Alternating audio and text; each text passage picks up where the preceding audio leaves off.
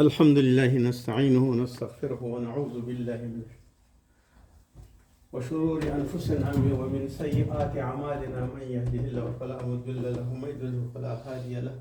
ونشهد أن لا إله إلا الله وحده لا شريك له ونشهد أن محمدا عبده ورسوله. قال الله تعالى في القرآن المجيد: وإذا سألك عبادي عني فإني قريب أجيب دعوة الداعي إذا دعاني فليستجيبوا لي وليؤمنوا بي لعلهم يرشدون. سورة البقرة آية دوم.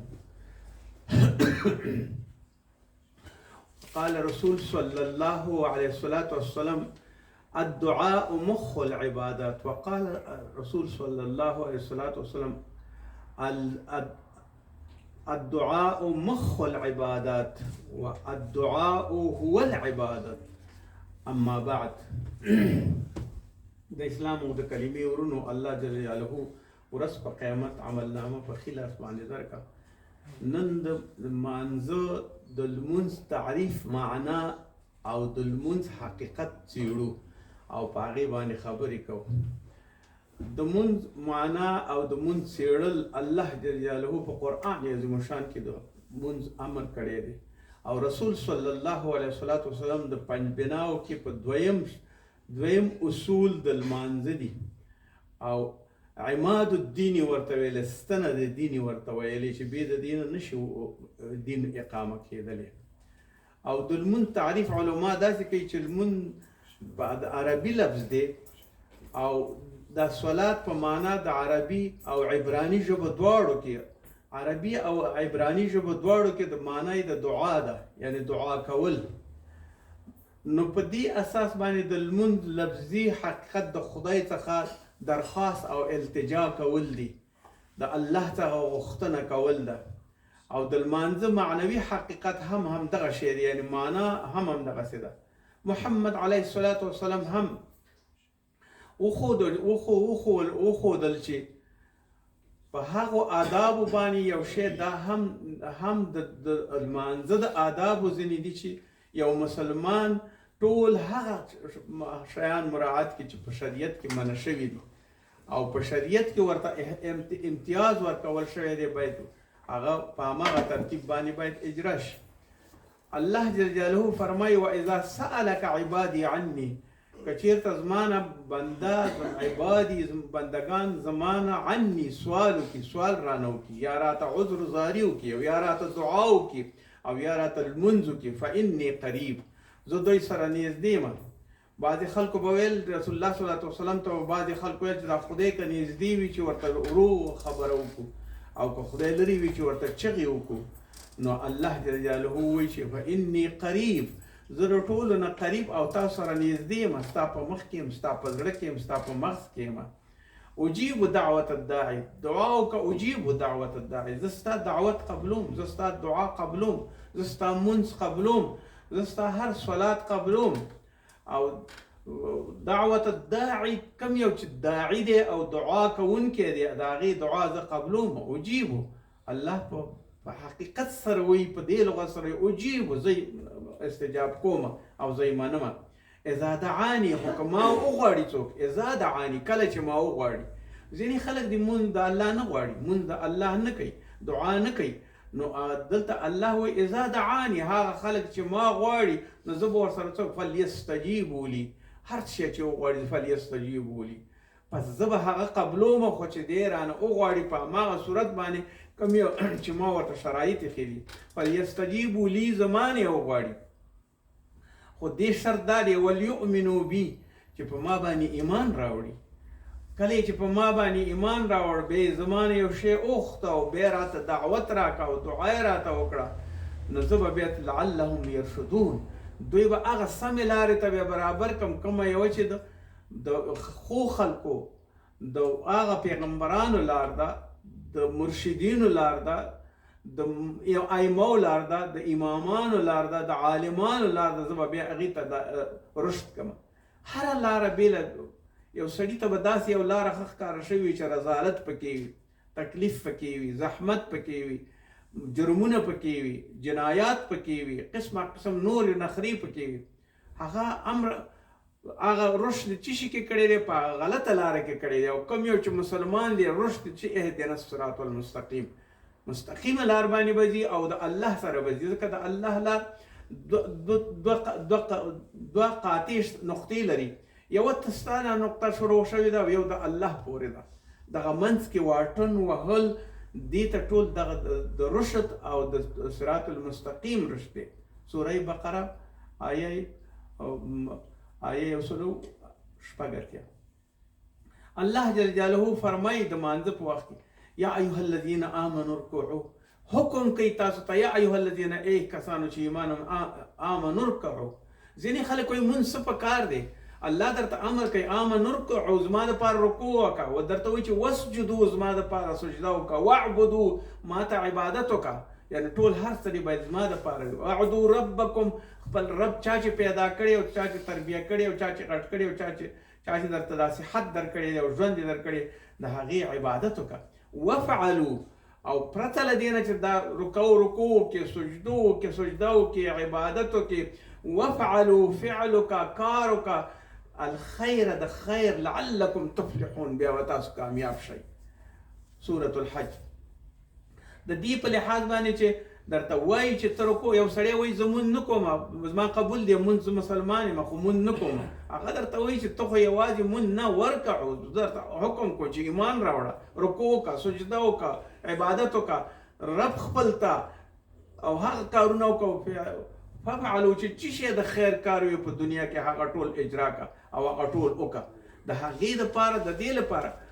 مانځه خپل آداب او خپل حیثیت لري.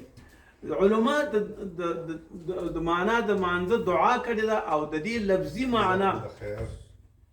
یعنی لفظي معنا د دې دا ده چې الله جل جلاله بلنه ده، بلنه او غوښتنه ده، الله خواست کوي ته چې راشه زما دپاره ودرېږه، هغه بلنه او اکثر استعمال د حاجت او ضرورت د پوره کولو دپاره دی. کله چې ته احتیاج اوسېږي، کله چې تا ته ضرورت اوسېږي، کله چې ته یو چا ته احتیاج د پوره کولو دپاره ته بلنه وکړه الله ته چې ما ته دا شی استجاب کړه او دا راته قبول کړه. او د الله مطلق ذکر به هم دعاوي ویل کېږي، مطلق ذکر د الله الله الله الله، هر صورت، هر احکام، هر قرآن چې دی د الله تعالی ذکر دی، هغه یو حاب دی، یو غوښتنه د الله نه ده، او یو په خپله د الله جل جلاله قبلېدل دي، دعا کولو او د هغې دپاره خاص ذکر کول دي.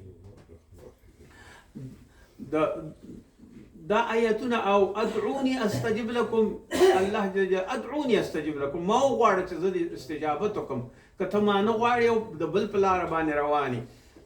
د فرعونیانو په لار باندې روانې، د قارون په لار روانې، د بل چا په لار روانې، د نمرود په لار باندې روانې، بیا دې زه نه استجاب کوم. ادعوني استجب لكم، ما وغواړه زه به دې استجب کوم. او خاص د محمد صلی الله علیه وسلم امت امتیاز دا دی، قتاده رضی الله عنه روایت کوي د دې نه، قتاده بن احبار نه روایت کوي چې دعا خصوصیت لومړی یوازې انبیاو ته و، پخوا امتونو کې به صرف انبیاو دعا کولې او الله جل جلاله به قبلولې، او د محمد صلی الله علیه وسلم امت ته په عام طور باندې دا خصوصیت ورکړل شو چې دعا دې وکړي محمد صلی الله علیه وسلم او دعا به یې قبلیږي، ځکه دا د عام امت خپل خاصیت هم دی. او د دعا دوه ډوله ده، یو عبادت دی چې د الله جل جلاله دپاره ودرېږي او د هغې دپاره عبادت کوي چې کوم یو موږ تاسو خلک. دویمه دعا او یا د دې معنا څه دی؟ مسأله غوښتل دي، یو شی غوښتل دي د الله نه، یا الله ما ته جنت راکړي، یا الله ما ته ښه صحت راکړي، یا الله ما سره دا وکړي دا وکړي، دا ښه غوښتنه او ښه شی نه، دا مسأله ده، دا ستا مسأله ده. او یو د الله مسأله ده، ارتباط د الله سره، هغې ته مونځ او صلات ویلی کېږي، او هغه هم دعا ده، خو دا هم دعا ده چې ته د الله تعالی نه نورې مسئلې غواړې، مثلا اولاد تی غواړي، ښه ژوند تی غواړي، تقوا تی غواړي، رحمت تی غواړي، دا مسئله ده ستا. په لهذا مونځ د دوو مسئلو نه جوړ شوی دی. خو د مونځ آداب هم دا دي چې مونځ کې به خپل آداب به هم مراعات کې. فرمایي د رسول الله صلی الله علیه وسلم نه حدیث شریف دی عن معاذ بن حکم السلمي، هغه وایي چې قال بین انا اصلي ومع رسول الله صلی الله علیه وسلم ما منځ کو د رسول الله صلی الله علیه وسلم سره. اذا عطس رجل یو کس پرنجي وکړ انټشي وکړ پرنجي او انټشي وکړ کله چې دای وکړ پرنجي وکړ یعنی عطسه وکړه کله چې عطسه وکړه په مانځ کې رجل یو سړی من القوم د قومنا فقلت ما ورته ویو دا معاویه وی چې ما ورته ویل چې يرحمك الله دې در باندې رحم وکړي په مانځ کې مې ورته دا خبره وکړه کله مې چې دا خبره ورته وکړه فرماني القوم ډېر بد راته قاتل د خلکو بیا ابصارهم ماته د سترګو برګې کړې او د خلکو راته ډېر بد قتل چې تا یې ولې دا يرحمك الله دا خبرې وکړې په حادثه باندې دا يرحمك الله وی بابصارهم فقلت وی ما هو دې خلکو ته وسکلوا امیاه مورګانې در باندې بوري شي الله تعالی مو د مورګانو نه خلاص کا ما چې شي کړی دی ما سألکم تاسو ما نه چې شي غواړئ چې ما پورې د خبرې کوئ ما شانکم تاسو شان څه دی چې ما نه دا خبرې کوئ نو رسول الله صلی الله علیه وسلم وتنظرون الی او دا ګوري ما ته ډېر بد تاسو ولې ما ته ګورئ ستاسو مورګانې دې بوري شي ما سره څه کار لرئ د دې سوال په جواب کې جعلوا بیا ټول خلک کله چې دغه وکړ چې دا انټشي او دا شي نه وکړ نو دې سړي په خپله باندې په کلاره باندې دا خلکو چې کوم یو هغه خپل لاسونه په دې ورنونو ووهل د دې لپاره یې ووهل یضربون بأیدیهم على افغانهم خپل ورنونه یې دې لپاره ووهل چې چپ شه نورې خبرې مه کوه ته راته نور هم غږېږې په مانځه کې منځ کې دا خبرې نشته دی نو کله چې دا افخاذهم یعنی په ورنونو فلما رأیتهم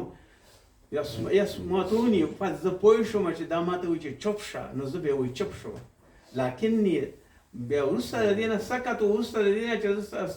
ساکت پاتې شوم فلما صلى رسول الله صلی الله علیه وسلم کله چې رسول الله صلی الله علیه وسلم مونځ خلاص کا وایي که بیا فابي و امي زما مور او پلار دې ته ایجار شي او د رسول الله صلی الله علیه وسلم نه او رسول الله صلی الله علیه وسلم داسې ما رأيت معلما قبله ما د دې غوندې معلم نو لیدلی د رسول الله صلی الله علیه وسلم غوندې معلم ولا بعده او نم وروسته کوم معلم داسې لارښود لیدلی لکه څنګه چې رسول الله صلی الله علیه وسلم تعلیما د تعلیم دپاره منه چې دې ما ته تعلیم راکړه ځکه فوالله قهرني نه یې زه زجر کړم چې ما په مانځه کې خبرې کړي یعنې کرې یې نه ونه ګرځولم ولا دوه ضربني او نه یې ووهلم نه یې راته ضربه ولا تشتمني او نه یې راته بدې خبرې وکړې هېڅ هم راته ونه ځکه دومره یو ښایسته معلم قال ان هذه الصلاه راته څه وایي ای معاویه ته پوه شه قال ان هذه الصلاه دغه صلات چې دی دا مونځ چې دی دا څه شی دی دا مونځ د دې لپاره دی چې الله جل جلاله فلا يصلح فيها شيء هیڅ شي ته جایز نه دی چې په مانځه کې وویل شي او یا وویل شي من کلام الناس د خلکو د کلام نه ویل کېږي چې تا يرحمك الله ویلو او یا د نور څه خبرې کولې دا نشته دی په مانځه کې انما ورته مونځ ښیي چې مونځ څه شی دی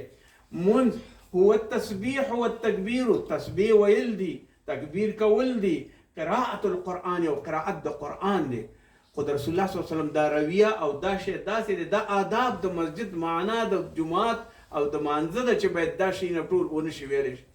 د دې سره د دې معاویه چې کله دا خلکو ته وکتل بد کتل وکتل او خلکو ورته ویل چې دا کارونه مه کوه دا جماعت کې نشته دی خو هغه ناخبره و د دې نه ناخبره و چې دا کارونه یې کول نو فلهذا رسول الله صلی الله علیه وسلم لو د خلکو قتل ورته او د خلکو ورته د دې لپاره چې ته نور چپ شه مانځه کې خبرې نشته دی نو کله چې مونځ خلاص شو نو بیا رسول الله صلی الله علیه وسلم اوخته او دی وایي چې داسې معلم ما نه و لیدلی داسې یو مهربانه سړی ما نه و لیدلی داسې یو مهرباني ما نه و لیدلی ما ته یې هېڅ هم ونه ویل زجر او تکلیف یې راته رانه کړ خو په کلاره باندې راته ویل چې مونځ څه شی دی د مونځ تعریف یې ورته داسې وکړه رسول الله صلی الله علیه وسلم الدعاء مخ العباده دعا کول یا منځ کول دا د مغز دی د عبادت کولو او هغه شی چې ته ویې یا نورې خبرې کې هغه نشي کېدلی او دعا د عبادت مغز شو او هغه مغز دا دی چې د دې سره نور هیڅ شی نه جوړېږي نعمان بن بشیر انصاري رضی الله عنه روایت کوي چې محمد صلی الله علیه وسلم ویل ان الدعاء هو العباده دعا کول چې خدای ته ودرېږي ورته ټوله دعا ده الحمدلله تا ته ستا حمد ثنا بیانوم اهدنا الصراط المستقیم تا نه هدایت غواړم ما مستقیم لارې ته برابر کا ما هغه کسانو کې حساب کړ چې هغه صالحین دي ولا دوالین او ما د دلالت کوون نو ساته دا مونږ دا عبادت دا دعا ده او الله جل جلاله وقال ربكم او رب درته سوی ادعوني استجب لكم ما هو غواړه چې ستا دعا قبول کړم ان الذين يستكبرون عن عبادتي او ها کسان چې استکبار کوي زما مون نه کوي او یا مون ته په سپکه سترګه ګوري او یا دا فعل نه کوي عن عبادتي زما د عبادت نه غاړه غړی او لري کیږي سيدخلون جهنم داخرين زبدا جنت ته خامخا داخلوم او د دې داخرین یعنی همیشه لپاره به دې په دوزخ کې وي ځکه چې دې غاړه غړولې ده او دا به ذلیل وي داخرین ذلت کوونکي ذلیلانو خلق کې بداوي نو د دې په لحاظ باندې مستدرک د حدیثو کتاب دی هغه او حاکم هغه وایي چې کتاب دعا کې راغلی دی چې حضرت محمد صلی الله علیه وسلم ډیر غوره عبادت دعا ده څومره چې عبادت غوروالی لري دعا ده خو دا دعا د آداب سره برابره ده د چا د قتل دعا به نه کې د چا د مرګ دعا به نه کې چاته د ضرر رسولو دعا به نه کې د سیئه کارونو دعا به نه کې د هغه شیان چې الله تعالی حدود پې نشته دی د هغې دعاګانې به نه کې د الله د حدودو او د اوامرو تر منځ به د دې دعا به کې بیا په قرآن عظیم الشان کې د حضرت موسی علیه السلام هغه قصه کې هم راغلی دی او د لمونځ حقیقت هم بیان کړی دی موسی کلیم الله ته او خدای الله جل جلاله ورته وایي اقم الصلاة لذکري او زما د یادولو دپاره مونځ ودروه یعنی زما چې کله یادې چې خدای سره څوک نږدې کېږي او منزلت یې نږدې کېږي او مسافه لرې کېږي او الله سره یو ځای کېږي نو موسی کلیم الله ته وایي اقم الصلاة لذکري مونځ ودروه زما د ذکر دپاره معنا دا ده چې ته به زما سره بیا نږدې او زما د وخت یا دا فرمایي چې قال الله وی انني انا الله لا اله الا فاعبدوني بشکه چې انني زه چې یم انا الله زه ستاسو الله څه ته وایي په کلیه صفاتو موصوف الله جل جلاله او په کلیه صفات واجب الوجود الله او ژوندی الله او د ټولو هر څه کائناتو مالک الله او د دې هر څه اله مولا او د عبادت وړ الله ځکه هر چاته سر ایښودل ګرانه خبره ده هیچ چاته عذر زاري کول نه دي پکار بې د الله نه لا اله الله چې دی نشته دی بې د هغې نه الا انا وایي زه یم بې زما نه بل اله نشته فاعبدني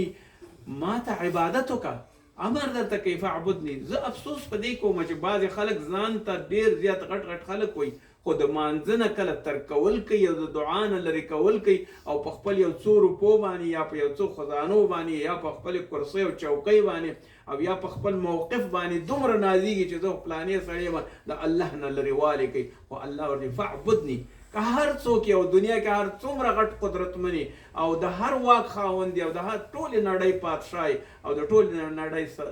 د ټولې دنیا سلطان نو ما فاعبدني ما ته به مونځ کې ځکه پیغمبران وګوره څومره د سلیمان علیه السلام غوندې پایتخت تاج او تخت و تاج د چاو د داود علیه السلام غوندې تخت و تاج د چاو د چا موقف په دې کې او د چا څوک د دې نه اوچت معتبر خو هغو به شپه ورځ به یې مونځونه کول د دې دپاره چې الله وایي فاعبدني ما ته واقم الصلاة او مونځ ودروه وکړه مونځ لذکري زما د ذکر دپاره موسی کلیم الله ته هم همدا وایي انبیاو ته همدا وایي د الله شرط دا دی که د دا بندګي کې نو د الله ذکر به کې او د الله ذکر کې بندګي د الله جل جلاله پرته ده او د دې بندګۍ سره ستا سعادت دی د دې بندګۍ سره ستا د دنیا او د آخرت ګټه ده عن ابي سعيد الخدري رضي الله عنه هغه روایت کې قال رسول الله صلی الله علیه وسلم اذا تصاعب کله چې یو سړی خوله واضح کوي داسې خوله واضح په مانځه کې یا خوله کې تصاعب کوي او یا کوم یو ارګمې کوي یا دا کې تصاعب کوي احدکم یو ستاسو نه فلیمسک زر دې دا بنده کې دا خوله بیده په لاس باندې خوله دې په لاس باندې بنده کې چې خوله یې وازه پاتې نه شي ولې وایي علی فیه خوله باندې دې وایي لاس کېږدي د دې لپاره فان شیطان یدخلو شیطان را داخلیږي دننه ستا دې نفس ته ځکه ستا خوله واده شو شیطان دې وخت انتظار وي هغه دې ته داخلیږي او چې په خوله کې شیطان داخل شو نو ستا خېټې ته رسیږي او خېټه باندې چې څه درته وایي هغه ټول شیان در باندې کولی شي نو تصاعب مه کوه دا د د مانځه معنا او هغه ښودلې دي حقیقت یې چې دا شی نه په دې کې مه کوه. مثلا په هغې کې خبرې مه کوه یرحمک الله مه وایه. درسته د یو سړی چې کله پرنجې وکړي یا انتشیه وکړي بې د مانځه نه ته ورته ووایه یرحمک الله ورته ووایه درست سره بیا وکړه خو مانځه کې به دا کارونه نه کې. عن ابي هريره رضي الله عنه مرفوعا دا په یو حدیث کې فرمایي التصاؤب هغه پرنجې چې دی په الصلات یعنی خلوازي او تصاؤب چې دی په مانځه کې من الشیطان دا د شیطان هغه هڅونه ده چې تا ته د خلوازي راوړ. فاذا تصاعب کله چې تاسو دا تصاعب وکړه او یا ستاسو خلوازي وکړه احدکم یو ستاسو نه فلیکظم زر دې تیر کړي او زر دې چوپ کړي مستطاع تر هغې پورې چې دی توانیږي. رواه الترمذي. چې دی وتوانېده په دې باندې چې دا منع کړي نو دی یو شرعي کار وکړه او یو ښه کار یې وکړه. انس رضی الله عنه رسول الله صلی الله علیه وسلم نه روایت کوي چې رسول الله صلی الله علیه وسلم فرمایي من نام عن صلاته یو څوک وده شو د مانځه په وخت کې او نسیه او یا مونځ د یاده ووته نسیه مونځ یاد نه کړ مونځ یعنی دې ته غافل شو او مونځ نه دې ته کفاره نشته دی. کله چې ورته یاد شو فیصلیها بهتر خپل مونځ کې او کم یو چې کړی دی یعنی وخت ورته شته دی او د ذکر د الله د پاره ورته شته دی لا کفاره له کفاره په دې کې نشته دی خو صرف دې دا دی چې دا د خپل حساب ته متوجي شي تنها مونځ په دې باندې بیرته دی کله چې وریاد شو او یا وده شو نو کله چې را بیدار شو زر د خپل مونځ کې یعنی د مونځ د هر حالت کې د معافی وړ نه دی که ته ودی هم باید چې راجع شي خپل مونځ کې که درنه سهو او نسیان وشول لیونی شوې هم باید چې په حال شوې باید خپل مونځ کې تر څو پورې چې جنون دې نه وي تر څو پورې چې صغیر نه وي طفل نه وي ښځه حایضه نه وي نفاسه نه وي نو مونځ په هېڅ وخت کې معافیږي نه. البته نور شیان معافیږي یو شی او بل شی مثلا روژه معافیږي مریض شي روژه نشي نیولی یا فرضاً حج پیسې نه لري حج ته نشي تللی درست سره زکات کې پیسې نصاب والا نه یې نشي کولی اما مونځ نسیها او نامه کله چې وده شوي او هیر شو دنه یا د بل کوم غرض او مونځ درنه غلط خراب شو فلهذا مونځ هماغه وخت در یاد شو زر دا مونځ وکړه. په دې باره کې ابي هريره رضی الله عنه هم روایت کې قال رسول الله صلی الله علیه وسلم ليس شيء اكرم على الله من الدعاء د الله نه مکرم ترین شی او بهترین شی او د عزت شی بل هیڅ شی نشته من الدعاء د دعا نه دعا وکړه الله ته ورته ووایه چې زه ستا بنده یم ایاک نعبد و ایاک نستعین زه ستا نه غواړم او زه ستا دپاره دعا کوم نو دعا بهترین شی دی. رواه الترمذي. همداسې ابن عمر رضی الله عنه روایت کې قال رسول الله صلی الله علیه وسلم ان الدعاء ينفع مما نزل د هغه شي د پاره دعا فائدہ رسوي کوم یو چې نازلېږي په تا باندې او کوم یو چې ستا ته پیښیږي او کوم یو چې تا باندې راځي و مما لم ينزل او د هغه څه لپاره فائدہ رسوي کوم یو چې لم ينزل یعنی عمل ته معنی کېږي الله تعالی دا نه معنی کوي فعليكم یا تاسو باندې عباد الله اے د الله بندگانو دعا وکړئ د الله دپاره چې درنه هر څه بند کړي او کوم یو چې نازلېږي در باندې او کوم یو چې درته راځي چې هغه ستاسو په شکر کې اجرا شي. عن ابي هريره رضي الله عنه قال رسول الله صلى الله عليه وسلم من لم يسأل الله يغضب الله نه چې څوک سوال نه کوي او ورنه دعا نه غواړي او یا ورته مانځه کې نه ودرېږي یغضب د الله تعالی غضب په هغې باندې وي او د الله تعالی غضب څه شی دی لکه غضب په قارون باندې لکه فرعون باندې لکه شداد باندې لکه امیه بن خلف باندې لکه ابو جهل باندې لکه ابي لهب باندې داسې یو غضب به در باندې نازل کړي. رواه الترمذي. د دې مونځ دپاره الله جل جلاله او د رسول صلی الله علیه وسلم احکام منل. ابي هريره رضی الله عنه فرمایي قال رسول الله صلی الله علیه وسلم رسول الله صلی الله علیه وسلم فرمایي ادعوا الله وانتم او غواړئ الله نه هر څه موقنون چې تاسو دا یقین وي چې الله به درکوي درته کوم شرعي سوالونه چې تاسو کوئ موقنون په دې باندې یقین وکئ ځکه چې الله جل جلاله به ستاسو دا ټول شیونه یعنی بالکل په یقین سره به درته اجرا کړي. واعلموا ان الله لا يستجيب الله تعالی په دې باندې پوه شئ چې الله نه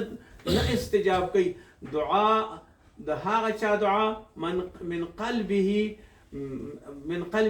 قل الله د بل چا عبادتونه کوي د بل چا ستاینې کوي یو بت ته ودرېږي، یو زیارت ته ودرېږي، یو بل چا ته ودرېږي، د هغې نه کلم د هغې قلب او د هغې هغه زړه ګرځېدلی دی، فلهذا د هغې استجاب نه کوي. د هغه چا استجاب کوي چې د هغې دپاره ودرېږي او الله جل جلاله باندې یقین وي چې دا به زما ټول سوالونه به قبروي. نو د دې علم هر مسلمان ته لازم دی. الله فرمایي قد افلح من تزکا وذکر اسم ربه فصلی. کامیاب هغه څوک شو چې پاکي حاصله کړه او د خدای نوم یاد کړ. یعنی د خدای نوم څه معنا؟ یعنی لمونځ یې وکړ الله ته. هر کله چې انسان د خپل روحاني ناقرارۍ کله کله روحا ناقراره وي او د زړه پریشاني وي او تکلیف وي او قلبي اضطراب درته وي او نور زیغ او تکلیف او شورش دی وي په دې وجود کې، په دې ټول وجود کې شورش وي او د دنیا هیڅ شی خوند او نه درکوي او د دنیا هر شی په دې باندې پوه شه چې دا فاني دی او د عقل هر تدبیر بیکاره دی، ځکه عقل څه نشي کولی. مثال په طور باندې ته وایې چې زه عاقل یم او پوه یم او دا یم، کله دی چې زنا کوله عقل دی چېرته و؟ کله دی چې قتل کوه عقل دی چېرته و؟ کله دی چې غلط کارونه کوله عقل دی چېرته و؟ کله دی چې یتیم ازار کوه عقل دی چېرته و؟ عقل ټول کارونه نشي رهنمایي کولی. فلهذا هر څوک چې اطمینان په دې لري چې عقل مې دی هېڅ شی نشي کولی او که چېرته اطمینان په دې باندې چې د الله د لارې شی نو الله جل جلاله در سره په خپله باندې مدد کوي، اطمینان درکوي، راحت درکوي او یوازې هغه قادر دی په دې باندې چې ستا زړه د خپل ځان دپاره تابع کړي. نو التجا وکړه، په چغو چغو وژاړه او دعا ورته وکړه، الله جل جلاله ته امید وکړه چې الله به دې ټول شیونه ټول دا به رحمت به وکړي. او الهي وحی هم همدا نقطې ته اشاره کوي. لا بذکر الله تطمئن قلوب. د الله په ذکر باندې زړونه مطمئن کیږي، ځکه د الله ذکر دې ته دی چې یوازې د خدای عبادت کوي او د هغې ته خپل زړه وروړي. دا تسکین دی ستا دپاره د هر غم او د هر تکلیف دپاره، د هر مرض دپاره دی او دا نسخه استعمال کا. الا بذکر الله تطمئن القلوب. په ذکر د الله باندې قلوب تطمئن. سوره رعد همدا سبب دی چې ټول مصیبتونه او هجوم او تکلیف او شدت په وخت کې، د انسان په یوازیتوب په وخت کې او د انسان د غم په وخت کې باید استقامت ولري او الله نه څه وایي واستعینوا بالصبر والصلاة. د الله نه استعانت غواړئ بالصبر والصلاة، په صبر او په مانځه باندې. وانها لکبیرة الا علی الخاشعین. او دغه یو ډیر غټ نعمت دی مګر هغه کسان چې هغوی یریږي د الله نه دا نعمت ورته بیا نږدې دی. په بل ځای کې هم په قرآن کې فرمایي واستعینوا بالصبر والصلاة ان الله مع الصابرین یا ایها الذین آمنوا. ای کسانو چې ایمان هم راوړی، واستعینوا استعانت غواړئ بالصبر په الله سره د صبر باندې، والصلاة او په صلات باندې، ان الله مع الصابرین الله د صابرانو سره دی. مونږ که چېرته داسې ژوند ته خپل ته متوجه شو، ټول پیغمبران په صبر کې ژوند تېر کړی دی، ټولو پیغمبرانو د صبر شیوه غوره کړې ده، په صبر باندې اخلاق خپل جوړ کړي دي، په صبر باندې هر څه برابر ټول ژوند یې کړی دی. او په دې باندې باید پوه شو چې د ځمکې نه نیولې تر اسمانه پورې ټول کائنات هره ذره او هر یو شی په دې باندې د الله تعالی ته سرنګون دي او ځوړند دي، ځناور دي که نور اشیا دي، که په اسمانونو کې دي، که په ځمکه کې دي، که ځمکه ده، که اسمان دی، که سپوږمۍ ده، که ستوري دي، که لمر دی، که دریابونه دي او که غرونه دي او که ځنګلونه دي او که بوټي دي او که ونې دي او که څاروي دي او که مرغان دي، ټول هغه په حضور د الله کې په سجده باندې پراته دي، خو موږ او تاسو د هغې باندې نه پوهېږو، ځکه الله جل جلاله ته ټول خلک تابع دي او سجدې ټول مخلوقات ورته تابع دي، اوبه یې تابع دي، باران یې تابع دی، د هوا موسم یې تابع دی، اسمان کې ټول شیونه ستوري یې تابع دي، ځمکه او اسمان یې ټول تابع دي، حیوانات یې ټول تابع دي. وګورئ ټول ځوړند سرونه په سجدو باندې او په رکوع باندې روان دي او اطاعت په حالت کې دي، خو هغو په دې باندې پوهېږي چې د الله تعالی داسې یو نظام جوړ کړی دی چې ما ته به هر سړی تسبیح وایي او هر څه چې وي هغه به ټول راته تسبیح وایي. وان شیء الا یسبح بحمده ولکن لا یفقهون. ټول شیان د قرآن عظیم شان ټول شی تسبیح وایي خو تاسو په تسبیح باندې نه پوهېږئ. سوره بني اسرائیل د الله تعالی عبادت کول، الله تعالی ته سجده ایښودل، د دې هیڅ شی بل نشته دی بې د دې نه چې تاسو ته اجر کړي. الم تر ان الله یسجد له من فی السماوات ومن فی الارض. الله فرمای آیا تاسو نه دي لیدلي دا ټول شیان چې په ځمکې او په اسمانونو کې دي ومن فی الارض او څه شی چې په ځمکه کې دي والشمس والقمر او المر او قمر او سپوږمۍ والنجوم او ټول ستوري والجبال او دا غرونه الشجر او دا ټول ونې والدواب او دا ټول کائنات او دواب او زناور وکثیر من الناس او ټول د خلقنا کثیر حقا دوی نشي کول دوی نه دي داسې علیه دوی عبادت کوي ومن هغه څوک چې دغه ټول په دې ټولو ځایونو کې دي دا حق د دې دا دی چې دا په خپله الله تعالی د عذاب نه یېرېږي او د الله تعالی په عبادت کې دي په لحاظه منځ کول د منځ حقیقت کول دعا کول دا هغه څه دي چې الله تعالی ته کله لاسونه جګې نو رسول الله صلی الله علیه وسلم وایي کله چې تاسو دعا کوئ په اکفیه په کفای د لاسونو باندې په دننه په لاسونو کې او په دې ترتیب باندې به دعا کوئ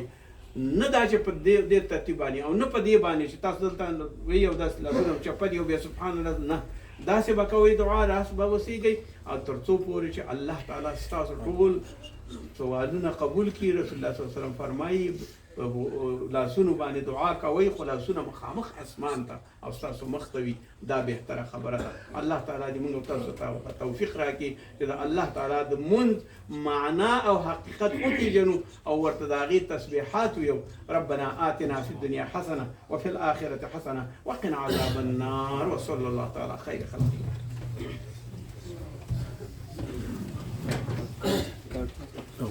هغلته دی